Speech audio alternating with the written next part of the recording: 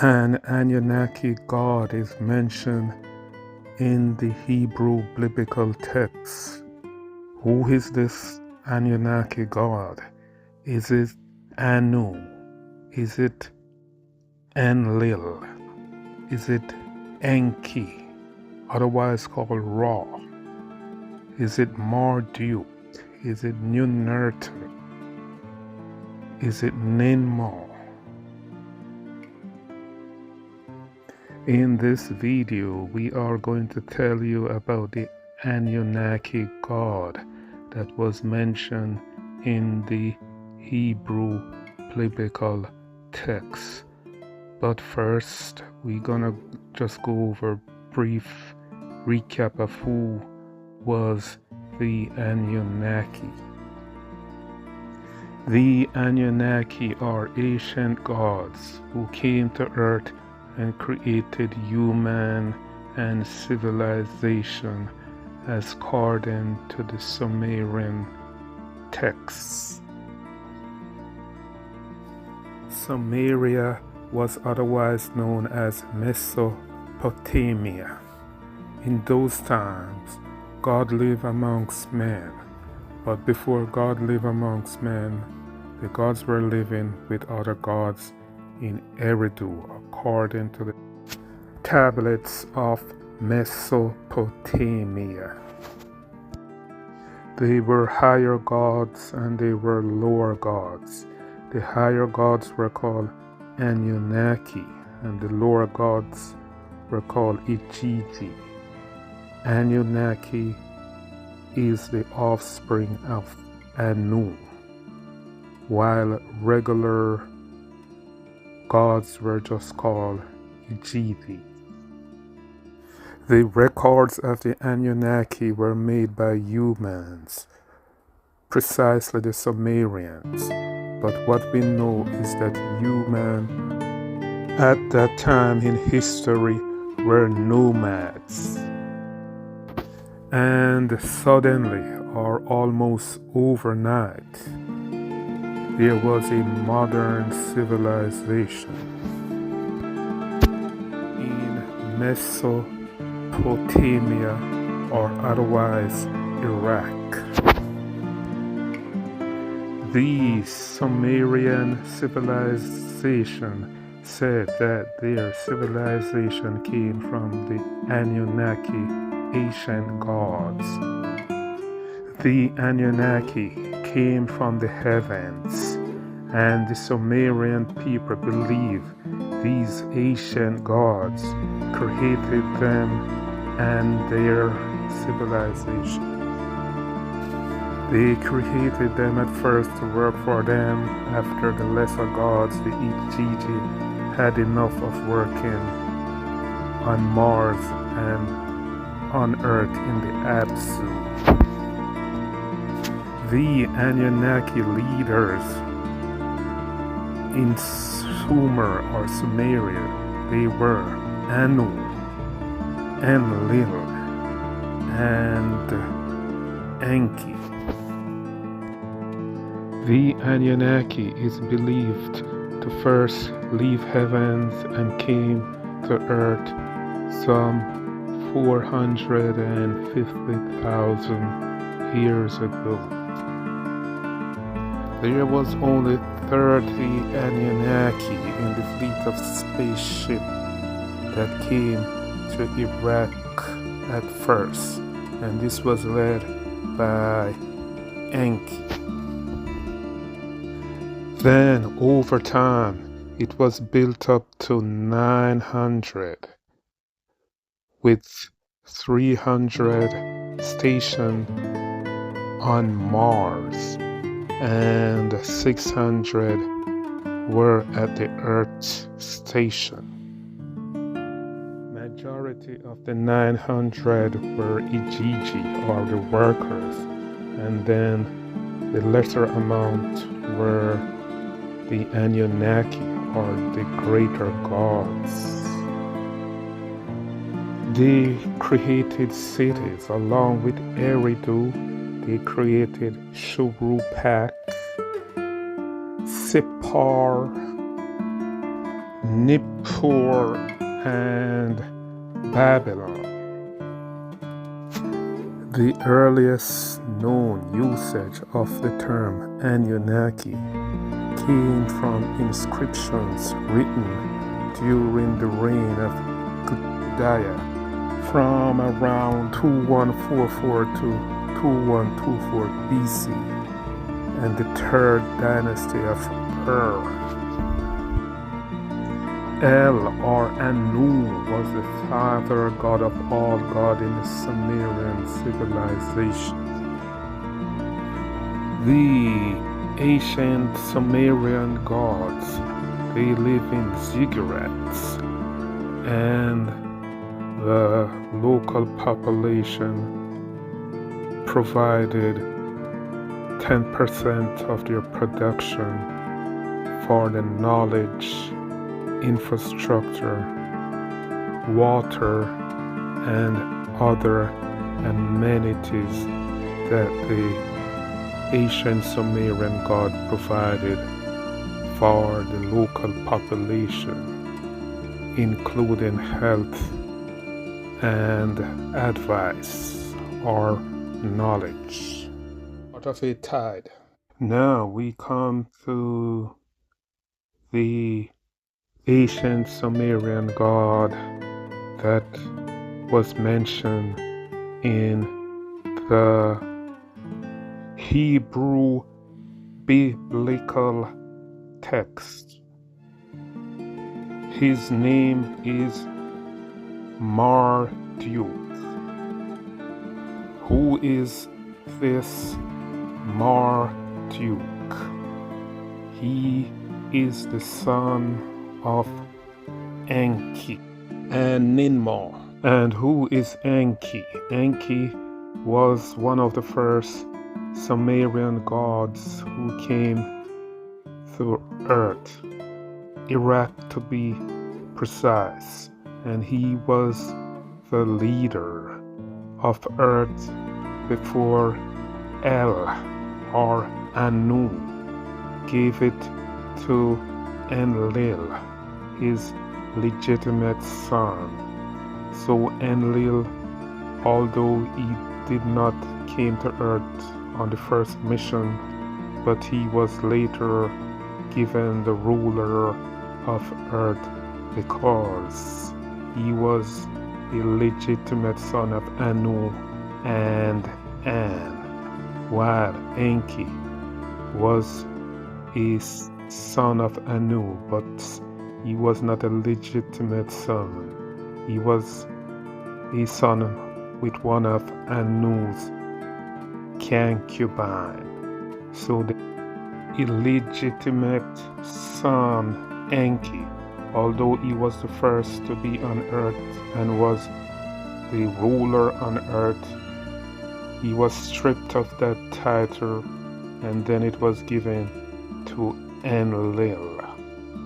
And this caused Enki to have a hatred for Enlil, because Enki was the one who did most of the hard work, like dug the Euphrates and the Tigris rivers. And it was said that it was Enki who created man to do the work for the lesser gods, the Igigi.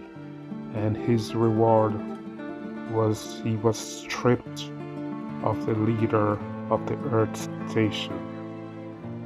And who was Ninmah, otherwise called Ninhursag, or sometimes called Damkina.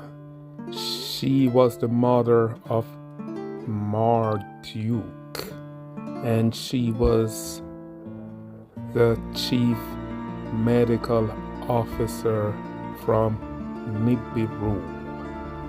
She was the half-sister of Enki, and they share a child, Marduk. She was the partner in crime with Enki in making human, according to the Sumerian writing or tablets. She was a goddess in her own rights and ruled over the city Shurappak. So Damkina was also known as the goddess of fertility because she was there in the making of a human according to the Sumerian text. Marduk was born in Nibiru, and he was once a heir to the throne of Nibiru. He was in line to be a prince or a king, but that was changed when he married a descendant of Cain while he was in Iraq. Marduk was the leader on this Mars station, and then he came to Earth and married a descendant of Cain, Sarpenitu. Marduk was a rabble rouser. He was always angry that his dad Enki was dethroned as being the leader of Earth Station, and then he was vanquished in the Abzu. That was Marduk's own words when he and Enki was visiting the moon to find an alternate space station to the Sinai Peninsula that link the heaven with the earth. And that was around the time close to the Great Flood. But Marduk was destined to be the leader of Babylon. Enki wanted Marduk to be the leader of the new station that linked Earth with the heavens, and that is where the spaceship would leave Earth and go to the heavens, or leave the heavens and come to the earth. But Anu overruled that, and then Ninurta was in charge of the new station that linked the earth with the heaven at the Garden of Eden. From the Sinai station, Marduk catches break when he fought Tiamat. Anu and Enki could not hold off Tiamat, so the other gods came together and asked Marduk to fight Tiamat. Marduk was successful in his try, and he defeated Tiamat. He sent an arrow that split Tiamat in half, and half of her was used to make the heavens, and the other half was used to create the earth. And that is how Marduk became the patron god of Babylon. Marduk make a deal with the gods. If he win the battle with Tiamat, he's gonna become the king of gods and the ruler of all gods. So this is how Marduk became the king of gods, and he was given 50 names after defeated Tiamat. Some of his names were Ra in Egypt, El in Phoenicia, Yahweh in Hebrew, Odin in Viking, and Zeus and Jupiter in the classical world. This is how Marduk was mentioned in the Hebrew biblical text. In those times, Babylon used to worship idols, and God doesn't like a city when it worships idols or when it has many gods that it worships. So in Jeremiah 50 verse 2, in the Hebrew biblical text, it stated, "Announce this to the nation, lift up a banner and tell them, speak the whole message and say, Babylon will be captured, the god Baal will be put to shame, and the god Marduk will be afraid. Babylon gods will put to shame, and her idols will be afraid." This is just before Marduk departed from earth and went back to the heavens. And then again, Marduk was referred in Jeremiah 54 again, but this time he was referred as one of his other. Marduk was referred another time again.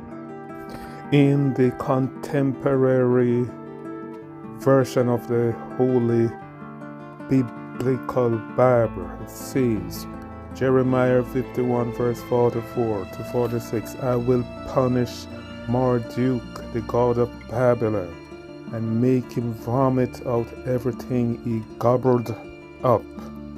The nations will no longer bring him gifts, and the Babylon wall will be crumbled."